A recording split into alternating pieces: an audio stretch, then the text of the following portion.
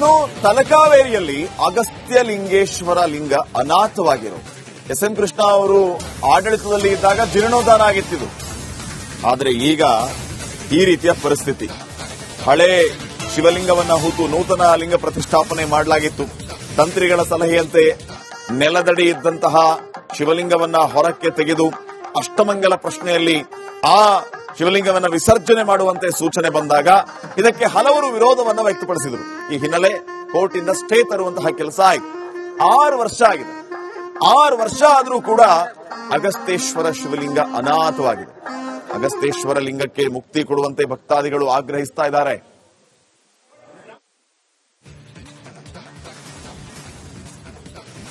ಹೋಗಿದ್ದಾರೆ. ಕೋರ್ಟಿಗೆ ಹೋದ ನಂತರ ಕೋರ್ಟ್ ಅಲ್ಲಿ ವ್ಯವಹಾರವನ್ನು ಮಾಡತಕ್ಕಂಥದ್ದು ಇವತ್ತು ಅಧಿಕಾರಿಗಳ ಜವಾಬ್ದಾರಿ. ವಸ್ತುಸ್ಥಿತಿಯನ್ನು ಹೇಳಿ ಭಕ್ತರ ಭಾವನೆಗೆ ತೊಂದರೆ ಆಗದ ನಡೆಸ್ಕೊಳ್ಬೇಕಾದ್ದು ಅಧಿಕಾರಿಗಳ ಜವಾಬ್ದಾರಿ. ಆ ಜವಾಬ್ದಾರಿಯನ್ನು ಮರೆತಿದ್ದಾರೆ. ನಾನು ಬಹಳ ಸಲ ಗಮನಕ್ಕೆ ತಂದಿದ್ದೇನೆ. ತಂತ್ರಿಗಳು ಸಮೇತ ಈ ವಿಷಯವನ್ನು ಆದಷ್ಟು ಬೇಗ ನೈಜಾಂಶವನ್ನು ನ್ಯಾಯಾಲಯದ ಮುಂದೆ ಇಟ್ಟು ಅದನ್ನು ಇತ್ಯರ್ಥ ಪಡಿಸಬೇಕು ಅಂತ ಹೇಳಿ. ಕೊಡಗು ಜಿಲ್ಲೆಯ ತಲಕಾವೇರಿಯಲ್ಲಿರುವಂತಹ ಪುರಾತನವಾದ ಅಗಸ್ತೇಶ್ವರ ಲಿಂಗ ಈಗ ವಿವಾದದ ಕೇಂದ್ರ ಬಿಂದುವಾಗಿದೆ. ಇದಕ್ಕೆ ಕಾರಣ ಆ ಅಗಸ್ತೇಶ್ವರ ಲಿಂಗ ಏನಿದೆ ಅದನ್ನು ಒಂದು ಕತ್ತಲ ಕೋಣೆಯಲ್ಲಿ ಕೂಡಿ ಹಾಕಿರುವಂತದ್ದು. ನಾವೀಗ ಅದೇ ಪುಣ್ಯಕ್ಷೇತ್ರ ತಲಕಾವೇರಿಯಲ್ಲಿದ್ದೇವೆ. ಇಲ್ಲಿ ಏನೇನಾಗಿದೆ, ಹಿಂದೆ ಏನಾಗಿದೆ, ಇವಾಗ ಏನಾಗಿದೆ, ಅಗಸ್ತೇಶ್ವರ ಲಿಂಗ ಅನಾಥವಾಗಲಿಕ್ಕೆ ಕಾರಣ ಏನು ಅಂತ ಹೇಳುವಂತದ ಇಂಚಿಂಚಾಗಿ ನಿಮಗೆ ಹೇಳ್ತಾ ಹೋಗ್ತೇನೆ. ಅಂದ್ರೆ ಎಸ್.ಎಂ. ಕೃಷ್ಣ ಸಿಎಂ ಆಗಿದ್ದ ಸಂದರ್ಭ ತಲಕಾವೇರಿ ಹಾಗೂ ಭಾಗಮಂಡಲ ಕ್ಷೇತ್ರವನ್ನು ಜೀರ್ಣೋದ್ಧಾರ ಮಾಡಲಾಗುತ್ತೆ. ಸುಮಾರು 17 ಕೋಟಿ ರೂಪಾಯಿ ವೆಚ್ಚದಲ್ಲಿ ಜೀರ್ಣೋದ್ಧಾರ ಆಗುತ್ತೆ. ಈ ಸಂದರ್ಭ ಪುರಾತನವಾದ ಅಗಸ್ತೇಶ್ವರ ಲಿಂಗ ಭಗ್ನ ಆಗುತ್ತೆ. ಅಂದ್ರೆ ಅದು ತುಂಡಾಗಿ ಬೀಳುತ್ತೆ. ಈ ಸಂದರ್ಭ ಏನ್ ಮಾಡಿದ್ರೆ ಅಂತ ಹೇಳಿದ್ರೆ ಆಗಿನ ಸಮಿತಿಯವರು, ಜೀರ್ಣೋದ್ಧಾರ ಸಮಿತಿಯವರು ಹೊಸ ಲಿಂಗವನ್ನು ಪ್ರತಿಷ್ಠಾಪನೆ ಮಾಡ್ತಾರೆ. ಹೊಸ ಲಿಂಗವನ್ನು ಪ್ರತಿಷ್ಠಾಪನೆ ಮಾಡುವಾಗ ಈ ಹಳೆ ಪುರಾತನವಾದ ಭಗ್ನವಾದ ಲಿಂಗ ಏನಿತ್ತು ಅದನ್ನು ಆ ಕೆಳಗೆ ಸುಮಾರು 12 ಅಡಿ ಕೆಳಗೆ ಭೂಗತ ಮಾಡಿ ಅದರ ಮೇಲೆ ಹೊಸ ಲಿಂಗವನ್ನು ಪ್ರತಿಷ್ಠಾಪನೆ ಮಾಡಲಾಗುತ್ತೆ. ಆ ಪ್ರತಿಷ್ಠಾಪನೆ ಮಾಡಿದ ಲಿಂಗವನ್ನು ನಿಮಗೆ ಈಗ ತೋರಿಸ್ತೀವಿ. 12 ಅಡಿ ಕೆಳಗಡೆ ಭೂಗತ ಮಾಡಿ ನಂತರ ಇದನ್ನು ಪ್ರತಿಷ್ಠಾಪನೆ ಮಾಡಿರುವಂತದ್ದು. ತಂತ್ರಿಗಳ ಸಲಹೆ ಮೇರೆಗೆ ಆ ರೀತಿ ಮಾಡಲಾಯಿತು. ಅದನ್ನು ಭೂಗತ ಮಾಡಬೇಕಂತ ಹೇಳುವಂತದ್ದು ಸಲಹೆ ಕೊಟ್ಟಿದ್ದು ತಂತ್ರಿಗಳೇ. ನಂತರ ಅದನ್ನು ತೆಗಿಬೇಕು ಅಂತ ಹೇಳಿ ಸಲಹೆ ಕೊಟ್ಟಿರುವಂತದ್ದು ಅದೇ ತಂತ್ರಿಗಳು. ಇಲ್ಲಿಂದ ವಿವಾದ ಆರಂಭವಾಗಿದ್ದು. ಅದೇ ಈ ಅಷ್ಟಮಂಗಲ ಪ್ರಶ್ನೆಯಲ್ಲಿ ಇದೇನು ತೆಗಿಬೇಕಂತ ಹೇಳಿದ್ರು ತಂತ್ರಿಗಳು. ಅವರ ಸಲಹೆಯಂತೆ ಆಗಿನ ಆಡಳಿತ ಮಂಡಳಿ ಇದನ್ನು ವಿಘ್ನವಾಗಿದ್ದಂತ ಏನು ಭೂಗತ ಮಾಡಲಿತ್ತು ಆ ವಿಗ್ರಹವನ್ನು ತೆಗೆಯುವಂತ ಕೆಲಸ ಮಾಡಿದ್ರು. ಅದನ್ನು ತೆಗೆದಾದ ನಂತರ ಅದನ್ನು ತಂತ್ರಿಗಳು ಹೇಳಿರುವಂತದ್ದು ಕಾವೇರಿ ನದಿ ಹೋಗಿ ಎಲ್ಲಿ ಸೇರುತ್ತೆ, ತಮಿಳುನಾಡಿನ ಪೂಂಫಾರ್ ಬಂಗಾಳದಲ್ಲಿ ಸಮುದ್ರಕ್ಕೆ ಸೇರುವಂತ ಜಾಗ, ಅಲ್ಲಿ ಅದನ್ನು ವಿಸರ್ಜನೆ ಮಾಡಬೇಕಂತ ಹೇಳಿರುವಂತದ್ದು. ಇದಕ್ಕೆ ಪರ ವಿರೋಧ ಕೇಳಿ ಬಂತು. ಈಗ ಆ ಅಗಸ್ತೇಶ್ವರ ಲಿಂಗ ಏನಿದೆ ಇದು ಒಂದು ಕತ್ತಲ ಕೋಣೆಯಲ್ಲಿ ಬಂದಿಯಾಗಿದೆ. ಅದು ಎಲ್ಲಿದೆ ಅಂತ ಹೇಳಿ ನಿಮಗೆ ತೋರಿಸ್ತೀವಿ ಯಾವ ರೀತಿ ಇಟ್ಟಿದ್ದಾರೆ ಅಂತ ಹೇಳುವಂತದ್ದು.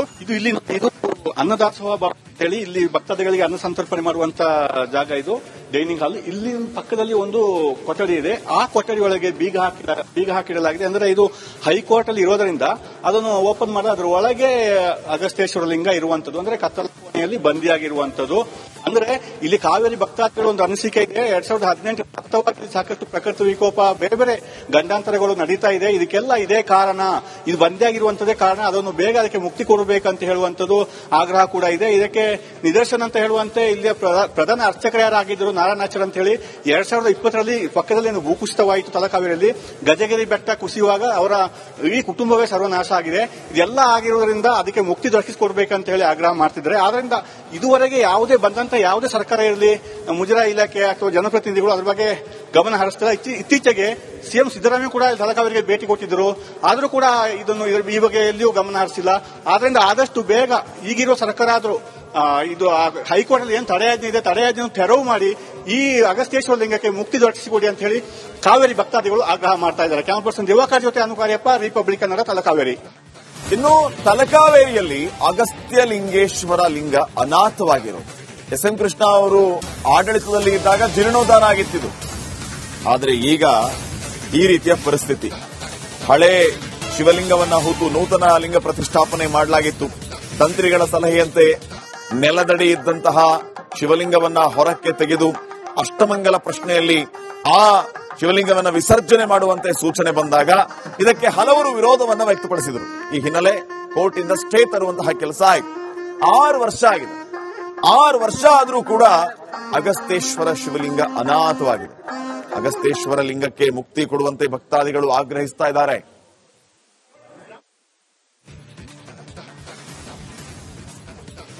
ಕೋರ್ಟಿಗೆ ಹೋಗಿದ್ದಾರೆ. ಕೋರ್ಟಿಗೆ ಹೋದ ನಂತರ ಕೋರ್ಟಲ್ಲಿ ವ್ಯವಹಾರವನ್ನು ಮಾಡತಕ್ಕಂಥದ್ದು ಇವತ್ತು ಅಧಿಕಾರಿಗಳ ಜವಾಬ್ದಾರಿ. ವಸ್ತುಸ್ಥಿತಿಯನ್ನು ಹೇಳಿ ಭಕ್ತರ ಭಾವನೆಗೆ ತೊಂದರೆ ಆಗದಂತೆ ನಡೆಸ್ಕೊಳ್ಬೇಕಾದ್ದು ಅಧಿಕಾರಿಗಳ ಜವಾಬ್ದಾರಿ. ಆ ಜವಾಬ್ದಾರಿಯನ್ನು ಮರೆತಿದ್ದಾರೆ. ನಾನು ಬಹಳ ಸಲ ಗಮನಕ್ಕೆ ತಂದಿದ್ದೇನೆ. ತಂತ್ರಿಗಳು ಸಮೇತ ಈ ವಿಷಯವನ್ನು ಆದಷ್ಟು ಬೇಗ ನೈಜ ಅಂಶವನ್ನು ನ್ಯಾಯಾಲಯದ ಮುಂದೆ ಇಟ್ಟು ಅದನ್ನು ಇತ್ಯರ್ಥ ಪಡಿಸಬೇಕು ಅಂತ ಹೇಳಿ. ಕೊಡಗು ಜಿಲ್ಲೆಯ ತಲಕಾವೇರಿಯಲ್ಲಿರುವಂತಹ ಪುರಾತನವಾದ ಅಗಸ್ತೇಶ್ವರ ಲಿಂಗ ಈಗ ವಿವಾದದ ಕೇಂದ್ರ ಬಿಂದುವಾಗಿದೆ.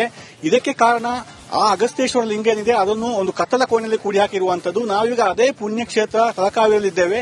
ಇಲ್ಲಿ ಏನೇನಾಗಿದೆ, ಹಿಂದೆ ಏನಾಗಿದೆ, ಇವಾಗ ಏನಾಗಿದೆ, ಅಗಸ್ತೇಶ್ವರ ಲಿಂಗ ಅನಾಥವಾಗಲಿಕ್ಕೆ ಕಾರಣ ಏನು ಅಂತ ಹೇಳುವಂತದ ಇಂಚಿಂಚಾಗಿ ನಿಮಗೆ ಹೇಳ್ತಾ ಹೋಗ್ತೇನೆ.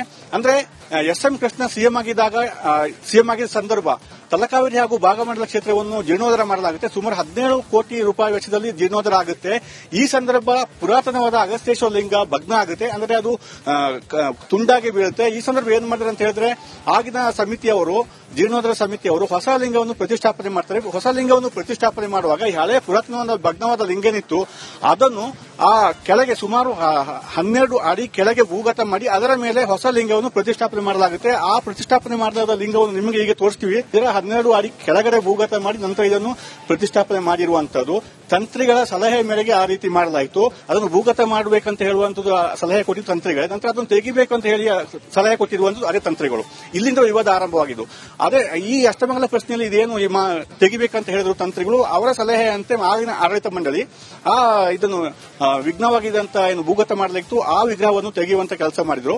ಅದನ್ನು ತೆಗೆದಾದ ನಂತರ ಅದನ್ನು ತಂತ್ರಿಗಳು ಹೇಳಿರುವಂತದ್ದು ಕಾವೇರಿ ನದಿ ಹೋಗಿ ಎಲ್ಲಿ ಸೇರುತ್ತೆ, ತಮಿಳುನಾಡಿನ ಪೂಂಫಾರ್ ಬಂಗಾಳದಲ್ಲಿ ಸಮುದ್ರಕ್ಕೆ ಸೇರುವಂತ ಜಾಗ, ಅಲ್ಲಿ ಅದನ್ನು ವಿಸರ್ಜನೆ ಮಾಡಬೇಕಂತ ಹೇಳಿರುವಂತದ್ದು.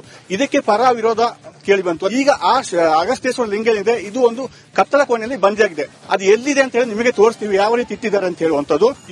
ಇದು ಅನ್ನದಾಸೋಹ ಅಂತ ಹೇಳಿ ಇಲ್ಲಿ ಭಕ್ತಾದಿಗಳಿಗೆ ಅನ್ನ ಸಂತರ್ಪಣೆ ಮಾಡುವಂತ ಜಾಗ. ಇದು ಡೈನಿಂಗ್ ಹಾಲ್. ಇಲ್ಲಿ ಪಕ್ಕದಲ್ಲಿ ಒಂದು ಕೊಠಡಿ ಇದೆ. ಆ ಕೊಠಡಿ ಒಳಗೆ ಬೀಗ ಹಾಕಿಡಲಾಗಿದೆ. ಅಂದ್ರೆ ಇದು ಹೈಕೋರ್ಟ್ ಅಲ್ಲಿ ಇರೋದ್ರಿಂದ ಅದನ್ನು ಓಪನ್ ಮಾಡಿ ಅದರ ಒಳಗೆ ಅಗಸ್ತೇಶ್ವರ ಲಿಂಗ ಇರುವಂತದ್ದು. ಅಂದ್ರೆ ಕತ್ತಲ ಕೋಣೆಯಲ್ಲಿ ಬಂದಿಯಾಗಿರುವಂತದ್ದು.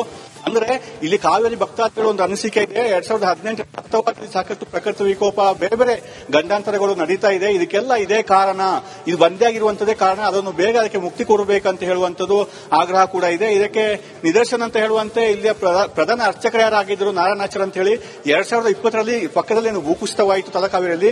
ಗಜಗಿರಿ ಬೆಟ್ಟ ಕುಸಿಯುವಾಗ ಅವರ ಇಡೀ ಕುಟುಂಬವೇ ಸರ್ವನಾಶ ಆಗಿದೆ.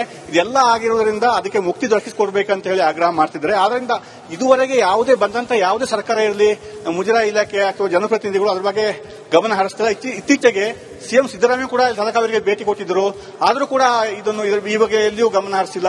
ಆದ್ರಿಂದ ಆದಷ್ಟು ಬೇಗ ಈಗಿರುವ ಸರ್ಕಾರ ಆದರೂ ಇದು ಹೈಕೋರ್ಟ್ ಅಲ್ಲಿ ಏನು ತಡೆಯಾಜ್ಞೆ ಇದೆ, ತಡೆಯಾಜ್ಞೆಯನ್ನು ತೆರವು ಮಾಡಿ ಈ ಅಗಸ್ತೇಶ್ವರ ಲಿಂಗಕ್ಕೆ ಮುಕ್ತಿ ದೊರಕಿಸಿಕೊಡಿ ಅಂತ ಹೇಳಿ ಕಾವೇರಿ ಭಕ್ತಾದಿಗಳು ಆಗ್ರಹ ಮಾಡ್ತಾ ಇದ್ದಾರೆ. ಕ್ಯಾಮರಾ ಪರ್ಸನ್ ದಿವಾಕರ್ ಜೊತೆ ಅನುಕಾರ್ಯಪ್ಪ, ರಿಪಬ್ಲಿಕ್ ಕನ್ನಡ, ತಲಕಾವೇರಿ.